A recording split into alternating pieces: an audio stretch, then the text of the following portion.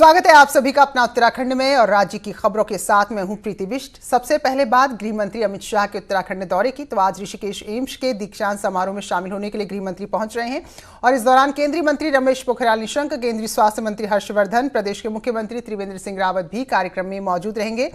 तो इस दीक्षांत समारोह में छात्रों को पुरस्कार और मेडल से सम्मानित किया जाएगा। तो फिलहाल अमित शाह के दौरे को देखते हुए सुरक्षा के पुख्ता इंतजाम है, कई रूट को डाइवर्ट भी किया गया है और कोरोना वायरस से निपटने के भी इंतजाम पूरे हैं। तो ऐसे में जो भी पंडाल में आएंगे छात्र, सभी की पहले थर्मल स्क्रीनिंग होगी, उसके बाद ही वो मंच में आएंगे, पंडाल में आएंगे और वीवीआईपी कॉरिडोरों को भी थर्मल स्क्रीनिंग के जरिए ही पार किया जा सकेगा।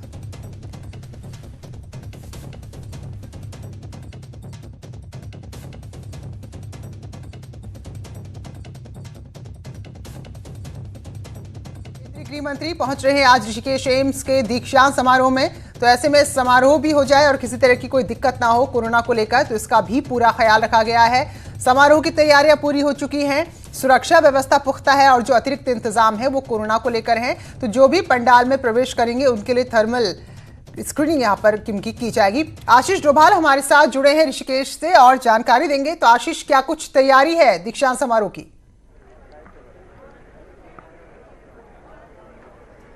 प्रीति, आपको बताना चाहूंगा दीक्षांत समारोह के लिए पूरी तैयारी हो चुकी है।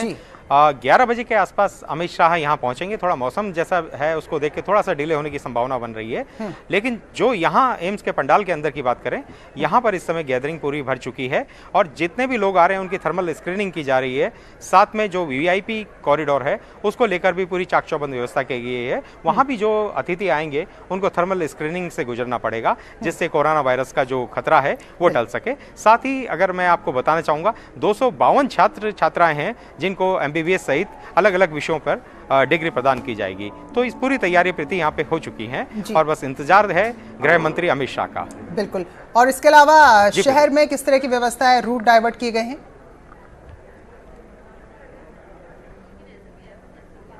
प्रीति, आपको बताना चाहूंगा कि जॉली ग्रांट एयरपोर्ट से लेकर ऋषिकेश तक पूरा जो रोड मैप तैयार किया गया है उसको सील किया गया है। एम्स में हेलीकॉप्टर के लिए 3 हेलीपैड भी तैयार कर दिए गए हैं। IDPL सहित एम्स में 2 हेलीकॉप्टर के पैड बना दिए गए हैं जहां हेलीकॉप्टर उतर सके। अगर अमित शाह मौसम खराब होने के कारण रोड से आते हैं तो उसके लिए पूरी जगह चप्पे चप्पे पर पुलिस सुरक्षा व्यवस्था मजबूत करी गई है। साथ ही बात करें ऋषिकेश एम्स की, तो यहाँ पर चप्पे चप्पे पर पुलिस तैनात है। NSG कमांडो जो है वो अपनी पोजीशन ले चुके हैं। बस तैयारी है एम्स में दीक्षांत समारोह को लेकर पूरी हो चुकी है। अभी इंतजार है तो सिर्फ अमित शाह का। बिल्कुल आशीष, तो आप नजर बनाए रखिए। फिलहाल बहुत बहुत शुक्रिया हमें तमाम अपडेट्स देने के लिए।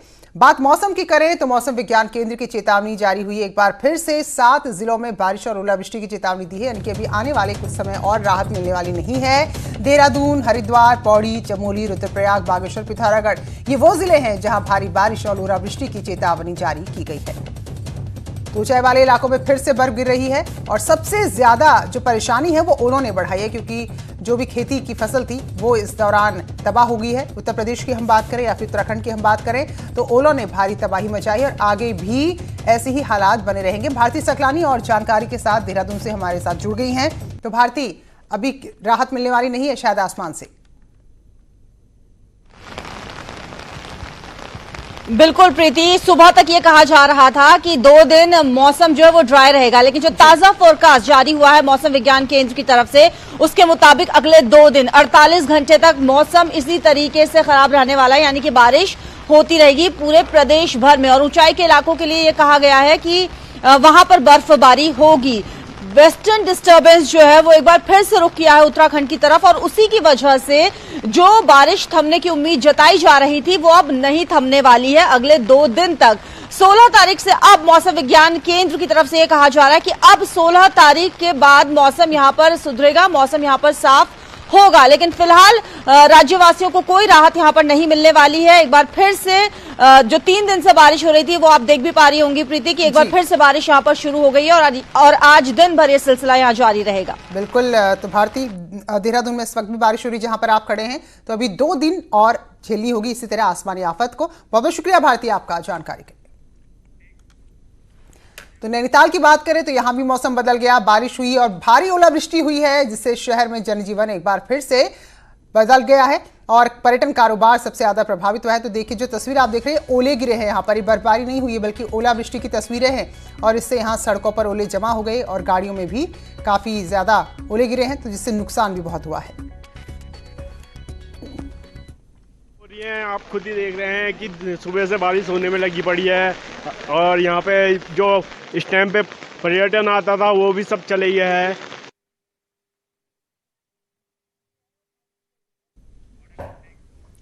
तो कई इलाके हैं जहां ऐसी ही तस्वीरें नजर आ रही हैं। तो निचले इलाकों में ओले गिर रहे हैं, बारिश हो रही है, ऊंचाई वाले इलाकों में चले जाएं तो वहां बर्फ गिर रही है।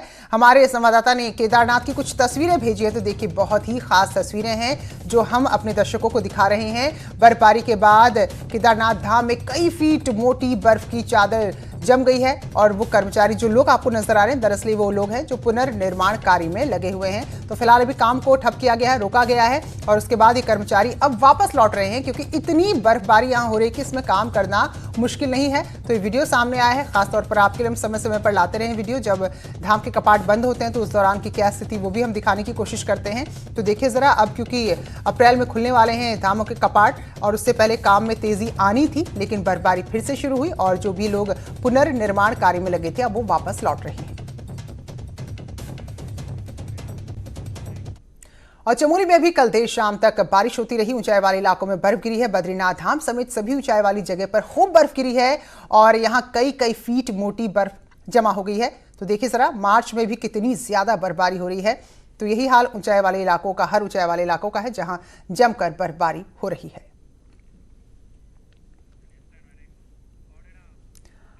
और उत्तरकाशी में भी कल खूब बर्फ गिरी है। हर्षिल, मोरी, आराकोट जैसे जो इलाके हैं ऊंचाई वाले, वहां पर बर्फबारी हुई है। और जो तस्वीर इस वक्त आपके टीवी स्क्रीन पर है, ये हर्षिल की तस्वीर है। देखिए जरा, ताजा बर्फबारी के बाद यहां का नजारा पूरी तरह बदल गया है और एक बार फिर से स्नोफॉल की वजह से लोग अपने अपने घरों में कैद हो गए हैं।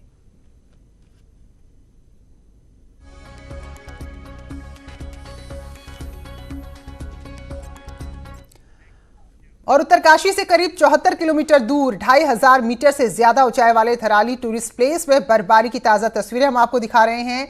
देखिए जरा, एक कार यहां बर्फ में फंस गई। भागीरथी नदी के किनारे गंगोत्री हाईवे पर स्थित है ये रिजॉर्ट, जहां पर सेब के बागान के लिए प्रसिद्ध है। लेकिन यहां आना इस कार सवार को भारी पड़ गया क्योंकि बर्फ में उसकी कार बुरी तरह फंस गई और काफी कोशिश के बाद भी उसकी गाड़ी यहां पर नहीं निकल रही है।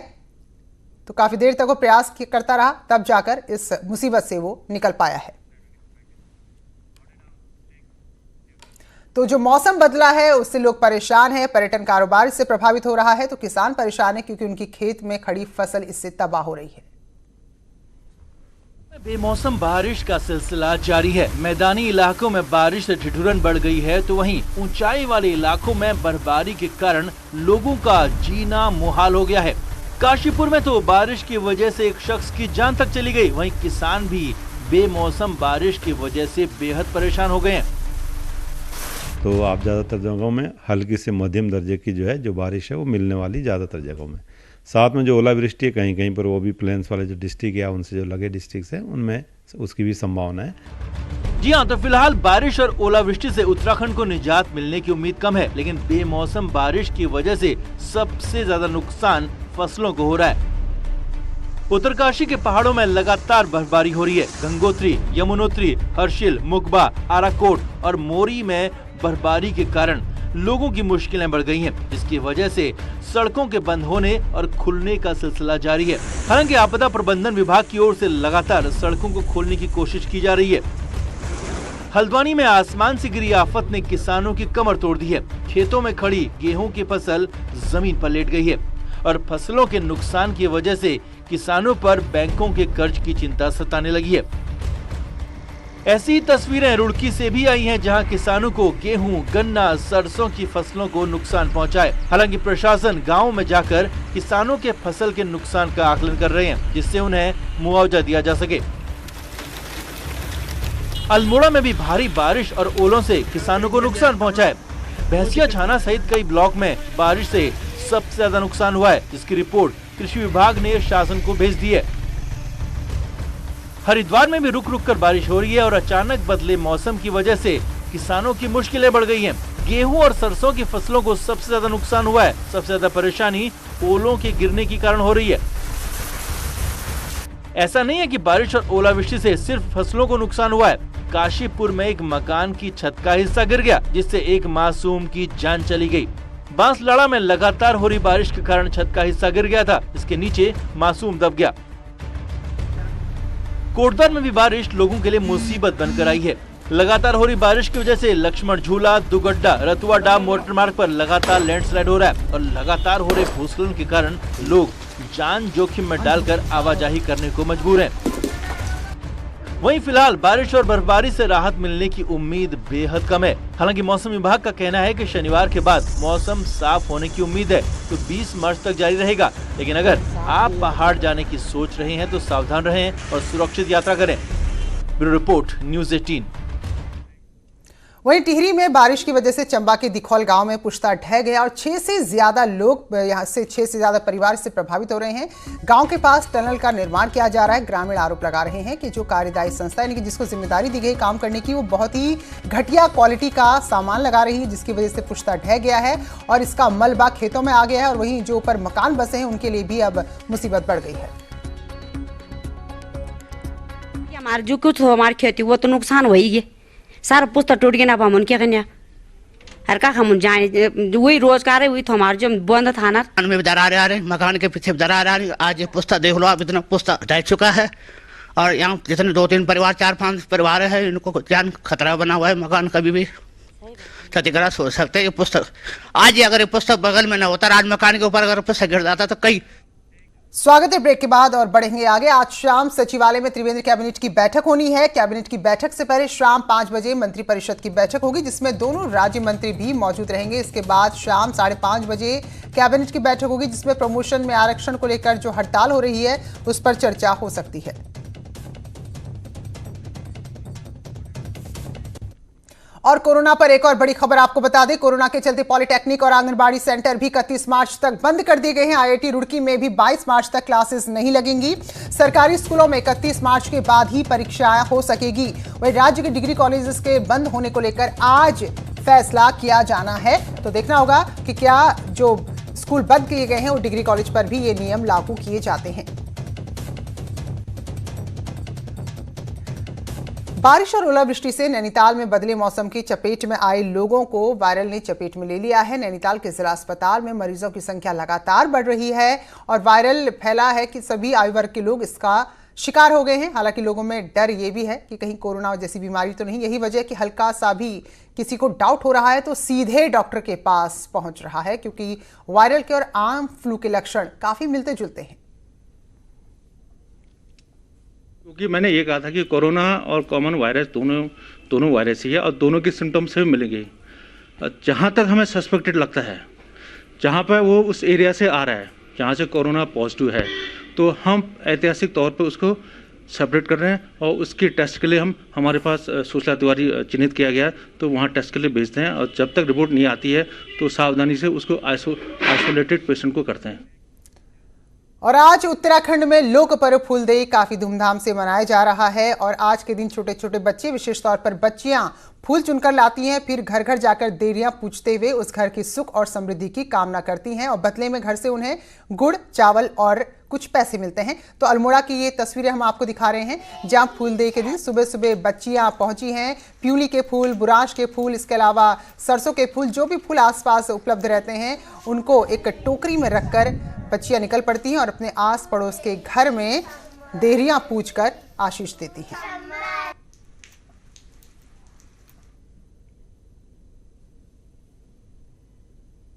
चैत माह की पहली संक्रांति है और आज हम सभी घर में जाके देली की पूजा करते हैं चावल और फूल डाल के, और आज फूलदेई क्षमा देई।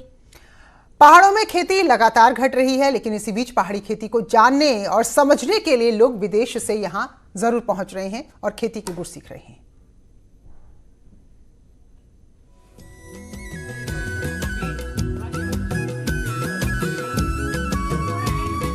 टिहरी वैसे तो जैविक खेती और संरक्षित जंगल के लिए मशहूर है और इसे बचाने में बीज बचाव आंदोलन के प्रणेता रहे विजय जड़धारी का भी बहुत बड़ा योगदान है। अब उनसे इसके गुर सीखने के लिए अमेरिका के अलग अलग यूनिवर्सिटी से छात्र छात्राएं टिहरी पहुंचे हैं और जानकारी ले रहे हैं। ये विद्यार्थी जो है भारत में लगभग 4 महीने के कोर्स में आए हुए हैं, अलग अलग अमेरिका के विश्वविद्यालय और कॉलेज से। विजय भी मानते हैं कि पहाड़ की खेती अलग तरह की होती है और यहाँ होने वाले कौंदा, झंगोरा, राजमा जैसे खाद्य पदार्थों का अलग महत्व है, जिसे लेकर दुनिया भर के लोग जागरूक हो रहे हैं। किस तरह धरती को बचाने के लिए हम लोग प्राकृतिक या जैविक खेती कर रहे हैं और किस तरह अपने पारंपरिक बीजों को बचा रहे हैं, किस तरह अपने जंगल को बचा रहे हैं। पहाड़ी खेती और खाद्य पदार्थों को लेकर अब विदेशी भी रुचि ले रहे हैं। ऐसे में जरूरत है तो सरकार को इस ओर ध्यान देने की, जिससे इसका प्रचार प्रसार हो सके और लोगों को खेती के लिए और जागरूक किया जा सके, जिससे पलायन पर तो रोक लगेगी ही, साथ ही लोगों को रोजगार भी मिलेगा। टिहरी से न्यूज़ 18 के लिए सौरभ सिंह की रिपोर्ट। उत्तरकाशी गंगोत्री हाईवे पर भूस्खलन हुआ है। गंगनानी और सुनगर के बीच में भारी भूस्खलन की वजह से यहां जाम लग गया है। सड़क पर बोल्डर और मलबा आ गए, जिससे गंगोत्री नेशनल हाईवे बंद हो गया है। तो तस्वीर जरा देखिए, जो भारी बारिश हो रही है मैदानी इलाकों के साथ साथ पहाड़ी इलाकों में, उससे यहाँ नई तरह की मुसीबत पैदा हो गई है। और ये तस्वीर में आप देखें, जो एक पहाड़ी है उसका मलबा सड़क पर आ गया है, जिससे गंगनानी और सुनगर के बीच में भारी भूस्खलन के चलते सड़क बंद हो गई है और बोल्डर और मलबा है, बड़े बड़े पत्थर हैं और मिट्टी का ढेर सड़क पर लग गया है। जगमोहन सिंह चौहान हमारे सहयोगी और जानकारी देंगे। तो जगमोहन, बताइए जरा किस तरह से यहाँ पर असर पड़ा है।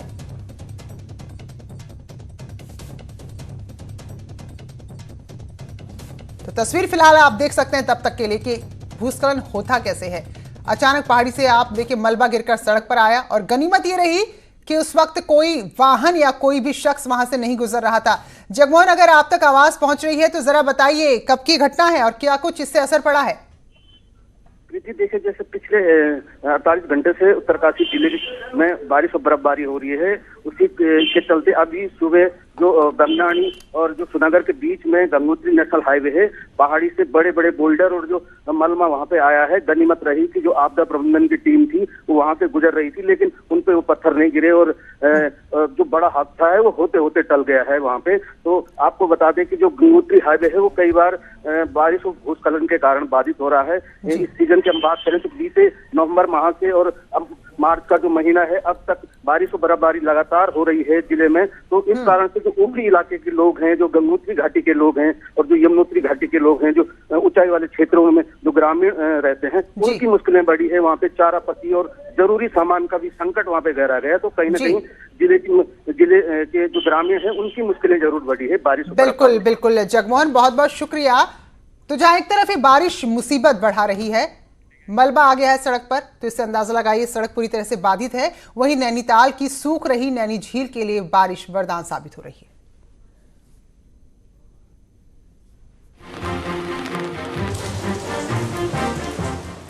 पहाड़ों पर लगातार बारिश ने नैनी झील में रंगत लौटा दी है।